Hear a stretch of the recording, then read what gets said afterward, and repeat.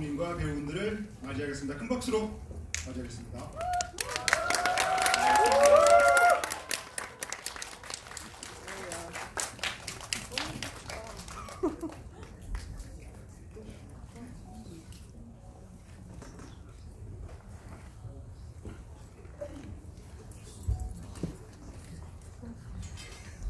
이분들을 한 자리에서 뵙다니 저도 굉장히 좀 떨리는데요. 일단 올해 강력한 신인 감독관 후보로 떠오르신 정우성 감독님부터 해서 간단한 인사 말씀 듣고 시작하겠습니다. 네, 안녕하세요. 보호자 연출과 수영 역할을 맡은 정우성입니다.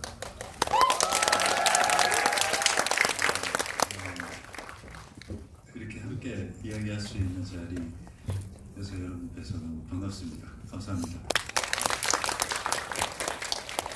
안녕하세요. 보호자에서 우진 역을 맡은 김남길입니다. 반갑습니다. 오늘 저희 영화 이렇게 보러 와주셔서 감사드리고요. 여러분들과 영화에 대해서 이야기 나눌 수 있는 시간이 있어서 너무 좋은 것 같습니다. 감사합니다. 네, 안녕하세요. 보호자에서 진아 역할을 맡은 박은혜입니다. 반갑습니다. 저는 이 자리가 처음인데 되게 설레고 좀 두근거리네요. 만나서 반갑습니다.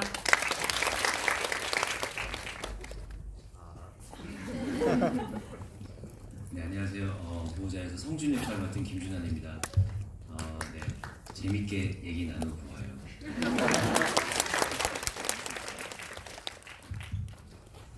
네, 이야기를 나누다가 중반 이후에는 객석 질문도 받을 테니까요. 지금 준비해 주셨다가 해주시면 감사하겠습니다. 그래도 역시 가장 궁금한 점은 정우성 감독님께서 예전부터 배우로 활동하실 때도 감독을 꿈꾸고 있다는 얘기를 사실 많이 해오셨어요. 그러다가 이제 첫 번째 데뷔작으로 보호자를 만나게 된 것인데, 그리고 또 특이한 점 여러 가지가 있죠. 감독을 할 때 직접 출연할 수도 있고 안 할 수도 있고 하여튼 되게 여러 가지 방향의 데뷔작이 있을 수가 있는데, 어떻게 이 보호자라고 하는 영화로 데뷔를 꿈꾸게 되셨을까? 그 질문부터 드려야 될 것 같습니다. 이렇게 진짜 주도면밀하게 이 영화로 내가 입봉을 해서 여태까지 긴 세월 동안 연출에 대한 꿈을 얘기했으니까 뭘 보여줘야 되겠다, 그러진 않았어요. 이제 우연히 그냥 저기 보호자 티셔츠 입고 서 있는 송대찬 PD라고 저랑 이제 감시자들을 같이 했던 PD예요. 근데 현장에서 너무 이제 열심히 현장을 잘 진행하는 모습을 보고 굉장히 아끼는 영화인 후배인데, 어느 날 제가 지푸라기 끝날 무렵인가 보호자라는 이제 시나리오를 갖고 온 거예요. 자기가 이제 처음으로 제작사 차려서 제작한다고. 액션 영화인데 내용은 그렇게 마음에 들진 않았어요. 그래 한다니까 그러면 뭐 사실 그 사심을 버리고 어떤 역이든지 선택을 하는데, 또 이렇게 오랫동안 이렇게 지켜본 후배가 뭘 한다고 하면은 약간 그 마음에 무너지는 것도 사실이더라고요. 그래서 그럼 액션만 잘 보여주면 되겠지 하고 했는데, 그리고 하기로 했는데 갑자기 선배님 감독이 집안 사정으로 연출을 못하게 됐습니다. 그러니까 얼마나 허술하게 준비했던 거야. 그래? 그러면 너도 준비했고 뭐 나도 이제 액션을 하나 보여줄 타이밍이 된 것 같긴 한데, 그냥 그러면 일단 얘기는 했으니까 같이 한번 해보자, 만들어보자 했더니 이제 좋다라고 하더라고요. 이제 사실 그때부터 이제 연출로서의 고민이 시작됐어요. 그러면은 내가 이제 이 영화인으로서 긴 시간 동안 한국 영화들의 여태까지 이제 만듦새들, 그리고 지향성 이런 것들을 보면서 고민했던 것들이 많겠죠. 그래서 그러면은 우리 후배가 갖고 왔지만 뭐라고 잔소리 해야 될 이 스토리를 가지고 연출을 할 때, 그러면은 내가 한다면은 이 뻔한 소재에 어떻게 보면 이렇게 때가 되면 계속해서 우려먹는 그런 거를 그냥 밑바닥에 깔아놓고 어떻게 새롭게 해석하는지를 보여주는 게 나의 도전일 수도 있겠다. 그래서 이제 그 도전을 시작하게 된 거죠. 그럼 새 배우분께 좀 차례를 여쭤보려고 하는데요. 처음 제안 받으셨을 때 그 정우성 감독의 영화에 출연한다는 것과 정말 그 평소에 그 친분이 있고 또 좋아하고 존경하는 이 배우와 함께 그 연기 호흡을 맞추면서 출연한다는 것, 사실 그 두 가지가 동시에 다 있는 거잖아요. 그런 점에서 그 세 분이 출연 결정을 하거나 하셨을 때 어떠셨는지 좀 여쭤보고 싶습니다. 일단 저는 감독님이기 이전에 개인적으로 친분도 있고 또 존경하는 선배님이기도 하고 제가 사랑하는 형의 입장으로서 이게 같은 작품을 한번 해보고 싶었다라는 생각도 들었고, 또 한편으로는 그 전에 굉장히 사랑하는 형으로서 작품을 해서 혹시 관계가 그런 게 있잖아요. 좋았던 관계가 작품을 일을 하면서 틀어지지 않을까? 이런 생각도 했었는데, 일단은 제안 주신 시나리오가 이제 감독님이 이제 주셨을 때도 캐릭터가 되게 매력적인 부분이었고, 그리고 또 형의 입장으로서 제가 갖고 있는 장점들 이런 것들에 대해서 좀 잘 살려보면 좋을 것 같다라는 제안을 해주시기도 하셨고, 그리고 또 같이 한국 영화에 또 출연을 하는 것, 연출을 그 전에도 계속 하신 것들을 알고 있었기 때문에 굉장히 설레는 마음으로 얘기는 했지만, 그런 이제 같이 전 참여하고 싶습니다, 잘 만들어 보고 싶습니다라고 얘기해놓고 이 자리를 빌어서 얘기하는 거지만 한 2주 정도를 엄청 이불킥을 했던 것 같아요. 안 한다고 할 걸, 도망갈 걸. 왜냐면 너무 하고 싶어요. 형 무조건 해야죠, 할게요 라고 해서 이제 캐릭터가 재밌는 것 같아요. 그리고 이제 누워가지고 근데 연기 호흡을 다 알고 있는 선배가 형이 연출을 한다면 이게 도망갈 데가 없을 텐데. 왜냐면 가끔 저는 현장에서 감독님들과 대화를 하면서 제가 도망가고 싶은 순간들이 있거든요. 연기적으로 이게 내가 잘 못할 것 같구나 이럴 때는 여러 가지 핑계를 대면서 제가 피하거나 도망가거나 그럴 때가 있었는데, 누워서 생각하니까 그게 도저히 안 먹힐 것 같은 거예요. 그래서 괜히 했나 그랬나, 이거 잘못했나 어떡하지, 이런 고민을 되게 많이 했는데, 찍으면서는 굉장히 좋았던 현장이었던 것 같습니다. 그리고 영화가 나와서 결과적으로도 이 영화를 받아봤었을 때도 우성 형이랑 영화를 하기, 또 연출 정성하고 영화를 하기 참 잘했다라는 생각이 드는 작품인 것 같습니다. 영화를 찍고 난 다음 더 애정이 깊어졌다라고. 네. 늘 그 애정이 변하지 않는 것 같고 더 깊어진 것 같네요. 네, 알겠습니다. 네, 은하 씨는 어떠십니까? 아니요. 저는 오디션을 통해서 됐거든요. 저만 오디션 된 걸로 알고 있습니다. 그렇죠? 진아는 오디션 통해서 됐는데 이게 되게 치열하다는 소리를 전 들었는데, 제가 될 줄 진짜 솔직히 몰랐거든요. 저는 당연히 광탈할 줄 알았어요. 뭐 내가 되겠어, 그냥 편하게 보고 오자, 회사 쪽에서도 그냥 유나 편하게 한번 보고 오자 이랬는데, 감독님을 딱 봤을 때 아우라가 눈을 못 쳐다보겠더라고요. 너무 무서워가지고 연기할 때도 아래만 쳐다보고 연기하고, 얘기할 때도 아래만 쳐다보고 연기하고 왔는데, 그래서 전 되게 당연히 떨어질 줄 알고 이제 엄마랑 이제 영화 떨어졌으니까 다음 작품 이제 미팅 볼 준비하자 이랬는데, 됐다고 말씀을 하셔가지고 그때 엄마랑 부둥켜 안고 거의 울면서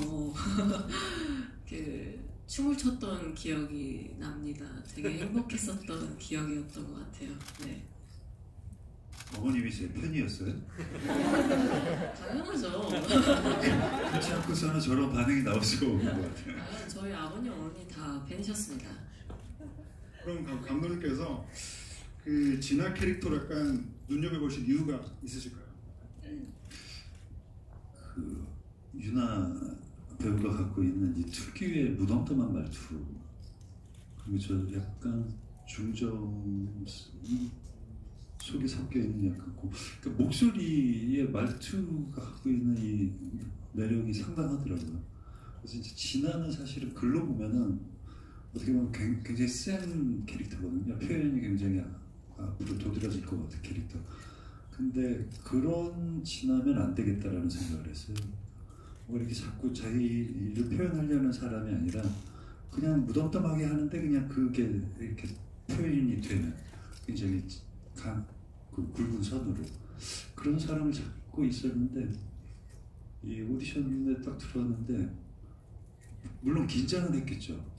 긴장을 하고 최선을 다하겠지만 그 긴장 속에서도 뭔가를 하는데 툭툭 그냥 이렇게 전혀 그 긴장의 기미가 안 보이는 그 쿨함이라고 이제 받아들일 수 있겠죠. 그래서 그런 점이 되게 매력 있게 다가왔어요.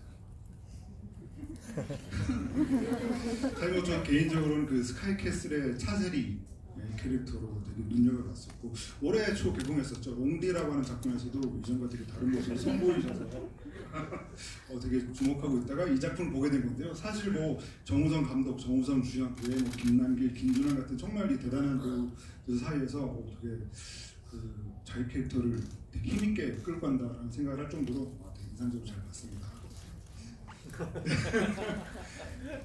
네, 그럼 준환 배우.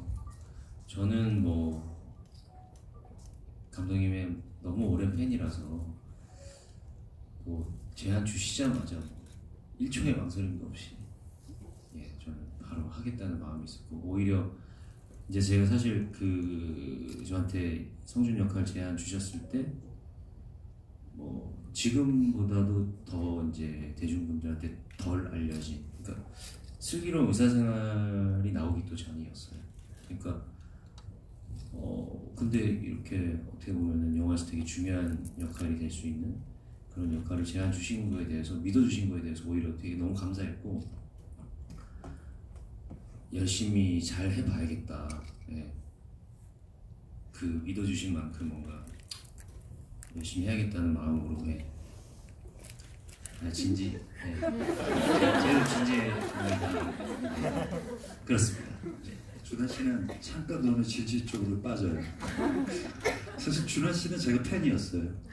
박열이라는 영화를 보고 거기에서 그 한 역할을 했는데 너무 새로운 거예요. 그래서 저 배우는 뭐지? 그래서 궁금했고, 지푸라기라도 잡고 싶은 짐승들에서는 서로 같이 하는 연기는 없는데 따로 이제 출연한 분량이 있는데 너무 궁금한 거예요. 그래서 이 배우는 이게 연출로서가 아니라 나중에 내가 출연하는 출연 배우로서만 작업하는 어떤 작품에서도 함께 맞는 여기 있다면 꼭 추천을 해서 같이 한번 만나보고 싶은 배우였어요. 이제 마침 보호자 시나리오 작업을 하는데 준환 배우분이 생각이 안 나더라고요, 성준이. 그래서 제안을 했죠. 근데 참 그렇다고 하기에는 사실 그 김준환 배우가 아까 말씀하신 박열이라던가 혹은 뭐 허스톨 이런 영화에서 오히려 그 누군가의 굉장히 그 젠틀한 보호자 느낌을 되게 연기를 잘 해오셨기 때문에, 근데 또 정우성 감독님께서는 그런 그 박열이나 이런 캐릭터가 아니라 또 완전히 다른 캐릭터로 캐스팅을 했기 때문에 그런 것도 좀 궁금합니다. 전혀 다른 활용법을 사용하셔가지고. 그 박열에서 연기할 때도 그냥 왜 어떻게 보면은 이제 배우들이 각자 자기의 호흡으로 연기하지만은 뭐 영화 톤의 연기, 뭐 드라마 톤의 연기, 그래서 약간 시류에 이렇게 흐름에 맞는 연기들을 할 수밖에 없는 미묘한 어떤 톤들이 유지되잖아요. 박열에서 봤을 때는 그냥 그 독특한 호흡 느껴지더라고요. 그게 이제 저에게는 라이브함으로 다가왔겠죠. 그리고 이제 지푸라기에서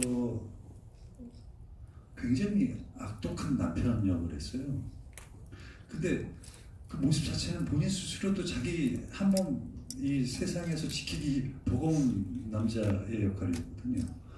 그래서 그렇게 이렇게 다양한 모습에서의 연기가 가능한 얼굴이구나 라는 걸 느꼈죠.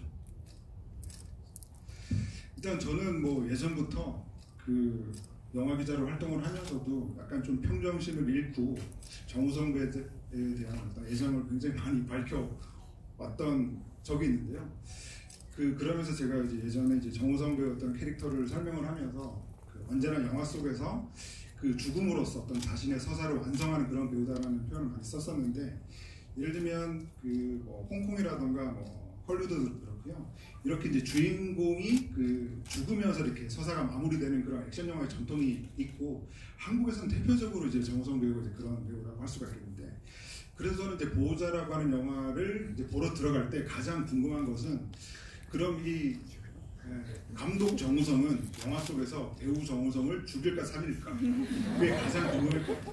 근데 역시 이제 마지막 장면을 보면서는 저는 굉장히 울컥했어요. 아, 정우성이라는 사람이 그동안 자신이 출연했던 그 수많은 영화에서 살고 싶었구나.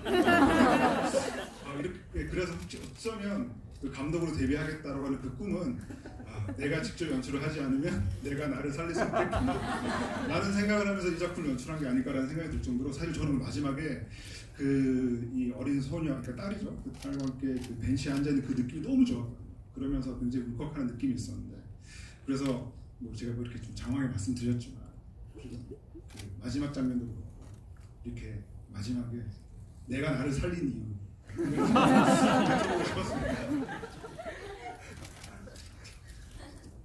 살아야죠. 살아야지. 잘 살고 또 어떻게 보면 그 민서와 임비에게 갖고 있었던 어떤 죄책감, 스스로에 대한 자책, 그거를 감내하면서 임비의 옆에서 이제 보호자로서 수영 역시도 성장을 해야 되겠죠. 그래야 이제 그 임비와 수혁에게는 어떤 평범한 희망이 생기는 거예요. 제가 많이 죽었군요. 근데 뭐 아까도 이제 잠깐 대기실에서 잠깐 이야기를 나눴는데 태양은 없다 때도 이제 뭐 정우성 죽어야 되는 거 아니냐 그런 얘기가 나왔었으니까요. 그 비트 때도 그렇고 사실은 그 어떤 영화적 설정에서의 그리고 드라마틱한 엔딩 혹은 조금 더 그 관객들에게 인상 깊은 어떤 마음속에 각인될 만한 어떤 그런 인물로 만들기 위해서 굉장히 효과적인 방식일 수 있겠죠. 근데 그런 어떤 가상의 설정이지만 정서 자체는 저는 늘 이렇게 현실적인 어떤 대상과의 어떤 접촉, 이어짐이라는 생각을 하고 있는 것 같아요. 비트 때 민이 죽고 나서 이제 쪽파티가 끝나고 집에 가는데 너무 허무하더라고요. 그 민이라는 애는 이제 그때 10대 때의 정우성의 정서와 굉장히 닮았던 애고, 그러니까 저의 정서를 많이 투영을 했던 것 같아요. 근데 영화에서 민은 죽었지만 사실 현실의 민은 계속 살아가야 되는 게 현실이잖아요. 그래서 나는 이 민을 내가 그 배우로서 이제 어떤 삶을 살지 모르겠지만 잘 성장해 나가야 되겠다, 같이 잘 살아가야 되겠다 그런 생각을 했고, 태양은 없다 때도 왜 자꾸 저기 청춘들을 죽이냐고 그렇게 해서 반론을 제시하면서 이제 살아야 된다라고 해서 태양은 없다 때 살아. 근데 이제 어쩔 수 없이 그 이제 죽어야 되는 어떤 또 그런 설정의 어떤 스토리는 있겠죠. 근데 그건 뭐 받아들여야 되겠죠. 근데 될 수 있으면 그러지 않은 상황에서는 인내하고 버티는 게 죽음보다 더 힘든 거잖아요, 사실 현실이. 그런 어떤 뚝심 있는 인물들로 계속해서 이렇게 만들어가는 게 더 중요한 것 같아요. 그래서 그 아이를 끌어안고 그 연못이라고 해야 되나요? 거기 뛰어드는 장면이 저는 굉장히 감동적으로 다가왔다고 말씀드리고 싶습니다. 네. 그거는 사실 제가 첨언을 드려도 될까요? 네네. 수혁이 그 임비라는 존재를 끌어안고 다시 태어나는 시점이라고 생각을 했어요. 그래서 그 작은 욕조가 마치 엄마의 자궁 속에서 임비라는 존재를 앞에 놓고 수혁도 다시 태어난다라는 이미지로 생각을 했거든요. 그래서 이제 그런 세팅을 설정을 했던 거죠. 그럼 이제 김남길 배우께 여쭤보겠습니다. 그 이번 작품에 이제 우진이라고 하는 캐릭터가 뭐랄까 우리가 이제 영화에서 말하자면 장르 영화에서 이제 꽤 봤던 그 어떤 그 미성숙한 킬러라고 해야 되나요?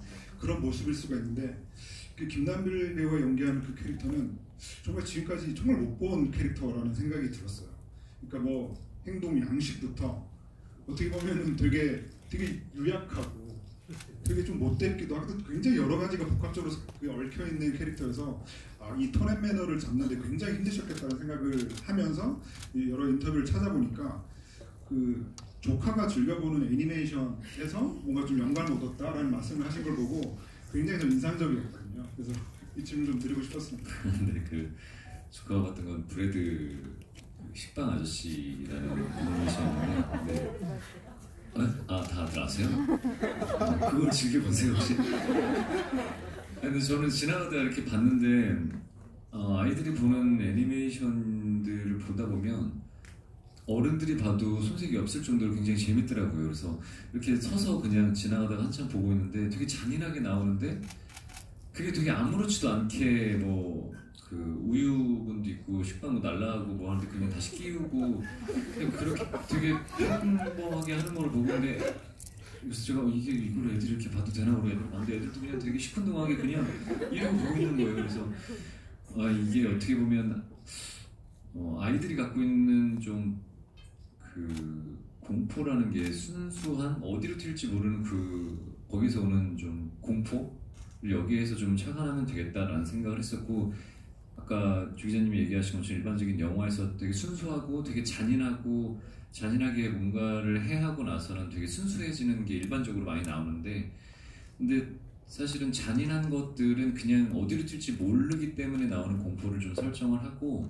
근데 여기서 우진이는 그거를 뺀 것 같아요. 좀 잔인한다라는 것들에 대해서 누군가를 되게 잔인하게 뭐 물론 폭탄을 통해서 죽이긴 하지만 그 행위 자체를 직접 하지는 않으니까 거기에서 조금 잔인한성을 좀 빼고 그걸 가지고 가자라고 이제 설정을 잡은 것들도 있고 그리고 제일 결정적인 건 이제 감독님이랑 얘기하다가 감독님이 제가 하는 걸 이렇게 가만히 보시다가 평상시에도 남길이가 나한테 평상시에 하는 애티튜드나 남길이가 갖고 있는 그 나에 대한 어떤 행위 이런 것들을 그냥 이게 캐릭터에 녹이면 어떨까 이런 얘기를 하셔가지고 그때 제가 이렇게 여러분들한테 멀쩡하게 얘기하는 게 아니라 저요? 그냥 이런 식으로 하니까 그거를 그냥 조금 표현했으면 좋겠어서 네 그냥 이렇게 얘기를 했는데 그렇게 얘기하시면서 캐릭터를 좀 잡는데 도움을 많이 받았던 것 같아요. 그리고 모니터나 우리가 후시를 할 때도 이게 어떤 좀 현장이랑 달랐던 게 오케이 아니면 컷 한 번만 다시 할게요 아니면 좋았어요 이런 게 아니라 이렇게 연기를 하고 모니터를 이렇게 보면 감독님이 이제 이렇게 웃으면 그게 웃기고 캐릭터에 대해서 완성을 가져갈 때 이 어떤 거를 어떻게 고민을 해보고 완성도를 가져갈까라고 하는 것들을 현장에서 이제 감독님 이렇게 쳐다보면 그러면 이제 이게 캐릭터가 잘 만들어지고 있구나 이렇게 해서 많이 기대해서 갔던 것 같아요. 배우들은 그 웃음이 뭔가 어떤 신뢰의 웃음 같은 거기도 한 것 같네요. 네, 그렇게 윤아 배우에게 여쭤보고 싶은 것도 있는데 아까도 살짝 말씀드렸긴 한데 그러니까 뭔가 영화에서 되게 세게 보이기도 하고 어떤 순간에 그 아이를 대하는 모습을 볼 때는 또 살짝 따뜻한 느낌까지도 주기도 하고요. 게다가 작품 속에서 뭔가 그 다른 이렇게 대단한 선배 배우들도 있지만 계속 이 우진이라고 하는 그 사람과 함께 계속 출연을 하면서 뭐 계속 앙상블을 이루는 것도 저는 되게 난이도가 높은 연기였다는 생각이 들어서 이것도 좀 여쭤보고 싶습니다. 저는 맨 처음 진아를 생각할 때 우진이의 보호자라고 생각을 했었어요. 우진이가 너무 날뛰니까 옆에서 좀 잡아줘야 될 것 같다는 생각이 들어서 그냥 보이스도 약간 좀 낮게 깔고 그냥 표정 변화도 잘 없으면서 했던 것 같고요. 일단 인비한테 할 때는 인비가 너무 귀엽잖아요. 그래서 좀 상냥하게 말했던 것 같아요.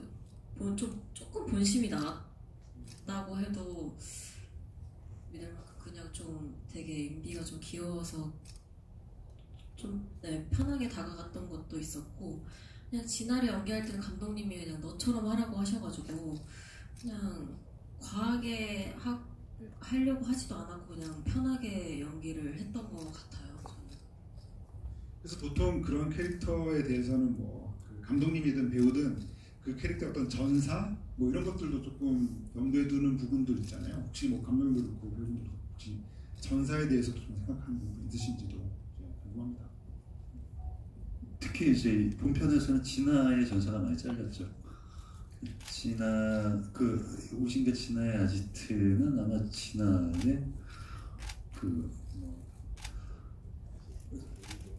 할아버지부터 했던 놀이동산인데 아버지가 말아먹고 그냥 뭐 문 닫아놓고 누구는 좀 유복한 집안이어서 지난해 여기저기 많이 어쩌면 유학도 다녀왔고 그래서 자기 그 문 닫은 아버지가 어떻게 철회하지 못하는 그 놀이동산을 자기 아지트화해서 거기서 노는데 우진이라는 어떤 약간 모자른 듯한 뭔가 보호가 필요한 듯한 하지만 뭔가 코드에는 뭔가 일맥하는 어떤 친구를 만나서 거기서 함께 그냥 자유롭게 아지트로 삼고 지내다 그런 설정들이 다 있었어요.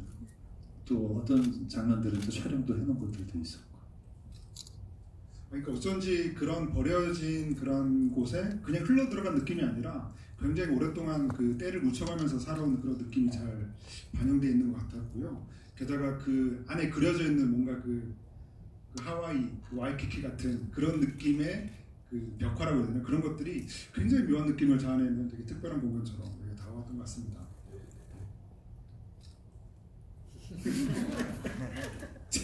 지난 유학파였네. 뉴욕파였죠. 뉴욕 가봤냐고 물어보잖아요.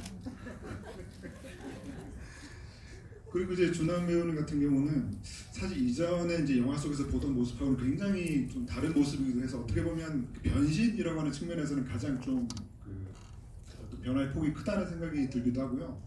더군다나 또 가장 인상적인 그 순간은 그 성준이 어떻게 보면은 영화 안에서 저희가 되게 겁없이 단독 행동을 하기도 하잖아요. 그런 모습이 또 되게 잘 반영된 장면이 그 자기 그 사무실 같은 데서 이 모니터로 이제 보게 되는 영화가 그 알파치노 주연의 그 스카페이스잖아요. 그래서 그 스카페이스에서도 가장 인상적인 장면이 그 알파치노가 이제 그 비행선 The World Is Yours라고 하는 그걸 보면서 그 느끼는 어떤 그 장면이 되게 인상적인데 또 하필 또 자기가 일하고 있는 공간 창문 너머로 또 비행선이 보이기도 하거든요. 어떻게 보면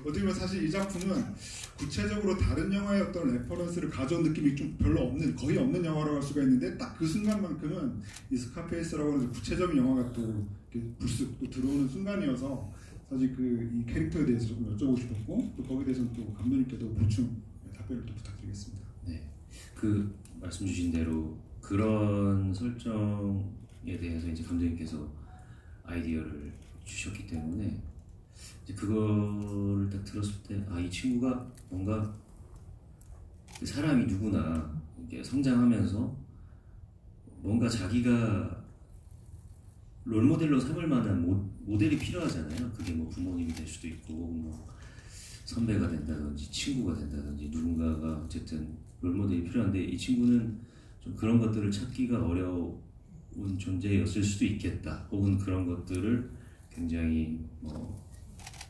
그런 자기의 기대와 전혀 다른 어떤 현상 속에서 살아왔을 수 있겠다. 그런 사람에게 어떤 그 영화 속의 그런 스카페이스의 그 알파치노의 그런 어떤 모습들이 어떤 이상향처럼 느껴졌을 수도 있겠죠. 그래서 마치 자기와 그 인물을 동일시하는 그런 현상이 있을 수도 있는 거고 해서 그 총을 사용하는 것도 그렇고 잠깐 스쳐 지나간 장면이긴 하지만 그런 어떤 성준의 어떤 말하자면 어떻게 보면 외로움이나 그런 코드일 수도 있겠고요. 그런 면이 반영되어 있는 부분이 아닐까 싶습니다.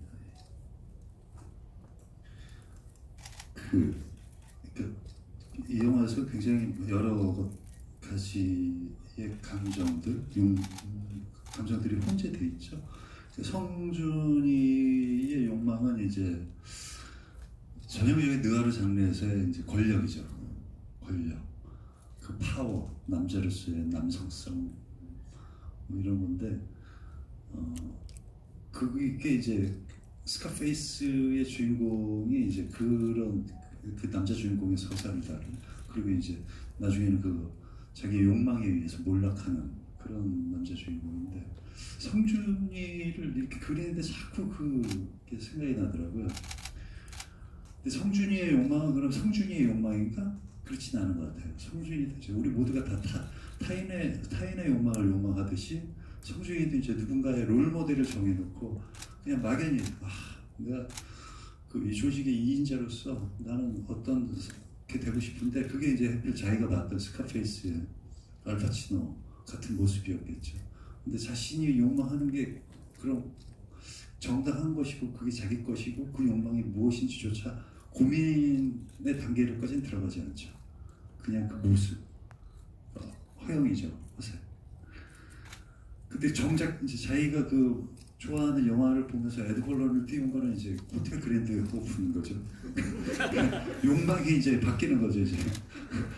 뭐 현실에서는 그 욕망이 이제 물질 어떤 음국에게는 이제 그 부동산 어떤 그런 시행과 관련돼서 이제 그런 욕망이 있는 거고 그 음국의 욕망에 이제 자기의 욕망을 덧대다 보니까 그런 이상한 그림의 풍선이 나오는 거죠.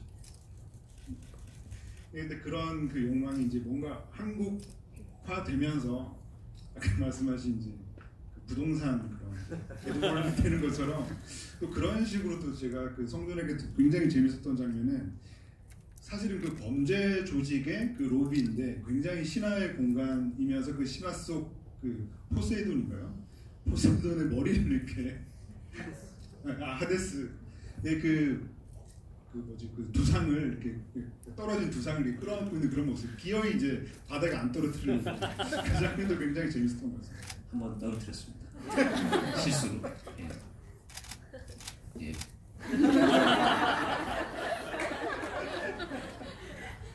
그리고 저는 봐줬어요. 예.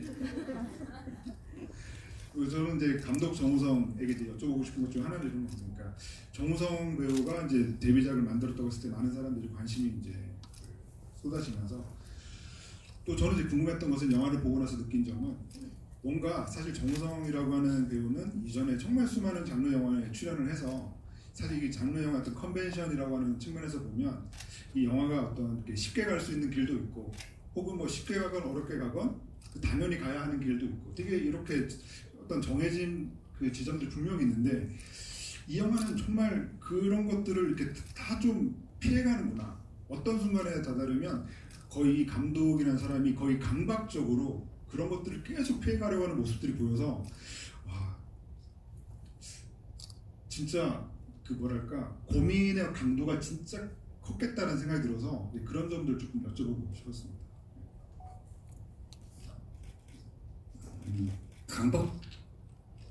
강박적이었을 수도 있겠네요. 근데 강박적으로 저는 이제 그게 저에게는 스트레스처럼 느껴지지는 않았고요. 꼭 피해가야 돼, 새로운 걸 해야 돼 한다기보다는 이 영화를 어떤 관점으로 봐야 되겠다 했을 때 그 관점이 설정이 됐을 때는 굉장히 자유롭게 재미있게 풀어나갔던 것 같아요.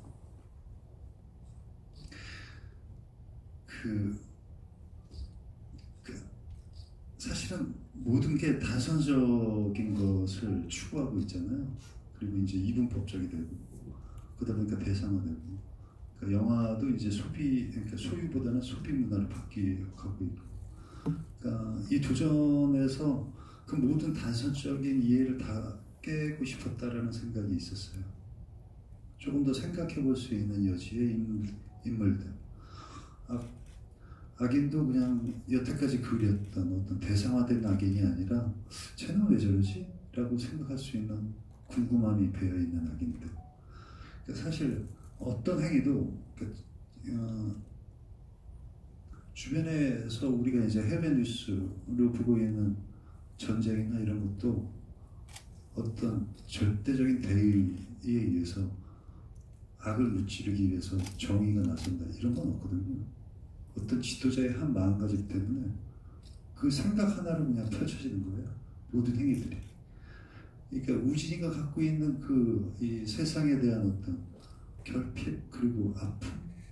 근데 얘는 그 폭력이 자기가 행하는 폭력이 타인에게 전달됐을 때 어떤 그 고통과 아픔으로 전달된다는 것까지는 생각하지 않는. 그게 요즘 세상이 우리 서로를 바라보고 있는 자세들 아닌가? 라는 생각이 들더라고요. 그래서 자꾸 어떻게 보면은 이 영화가 왜 이렇게 단순하지 않고 명쾌하지가 않아 그럴 수 있지만 그거는 절대적으로 제가 피했던 것 같아요. 우리는 왜 복잡한 사고에 대해서 스스로가 검열하려고 하지? 우리는 언제부턴가 내가 재밌는 거를 타인에게 말할 때 자신 없어 하지. 남들이 재밌다라고 하는 거를 보면서 나도 재밌어라고 했을 때 왜 이 집단 속에서의 안정감을 찾으려고 하지? 개개인은 다 너무나도 아름답고 위대한